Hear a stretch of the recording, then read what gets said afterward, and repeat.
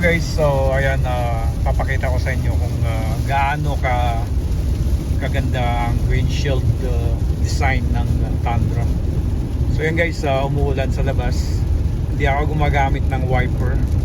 But then, ang tendency ng ulan, parang naaanod lang siya pataas. So, unless siguro na super dumi yung windshield mo, yun, medyo mag-i-stop yung mga ulan na yan. But then I'm running at 67. Then yeah. So ngayon makulimlim, galing nga dumaan yung tornado sa Fredericksburg. So doon kami galing. So ino-observe ko lang, hindi ako gumagamit ng wiper. But then hindi siya naglalabo yung windshield.